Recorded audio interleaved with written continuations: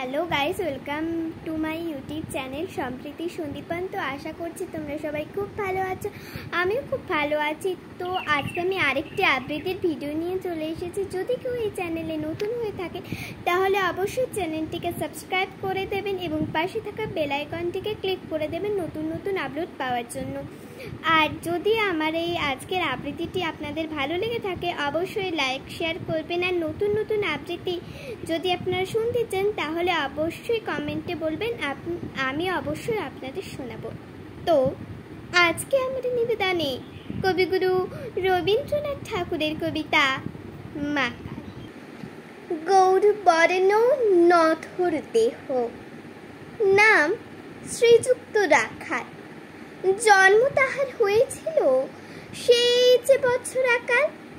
গুরুমশাই বলেন তারে বুদ্ধি জানি একেবারে, দ্বিতীয় ভাগ করতে সারা 6 মাস ধরে নাকাল। রেগে মেগে বলেন মাদর, নাম দিন তোর মাকাল।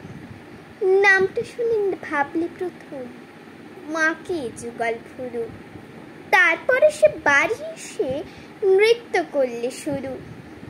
হঠাৎ ছেলের মাতন দেখে সবাই তারে সুথায় কি সকলকে সে জানিয়ে দিল, নাম দিয়েছেন গুরু।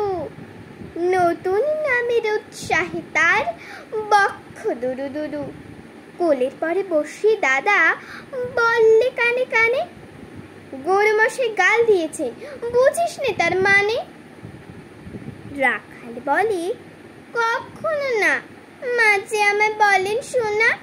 সেটা তো গান নয়, সে কথা পাড়ার সবাই জানে। আচ্ছা তোমায় দেখিয়ে দেব, চলো তো এখানে। টেনে নিয়ে গেল তাকে পুকুর পাড়ের কাছে। বেড়ার পরে লতায় চেথা মাকাল ফলে আছে। বললে দাদা সত্যি বলো, শোনার চেয়ে মন্দ হলো? তুমি শেষে বলতে কি চাও গাল ফুলেছে গাছে? মাকাল আমি বলে রাখাল 2 হাত তুলে নাচে। দোয়াতে কলমে নিয়ে ছুটে খেলতে নাহি চায়। লেখাপড়ায় মন দেখে না অবাক হয়ে যায়। খাবার বেলায় অবশেষে দেখে ছেলের কাণ্ড সে। মেঝের পরে চুঁকে পড়ে খাতার পাতাটায় লাইন টেনে লিখছে শুধু মাকাল চন্দ্র রায়।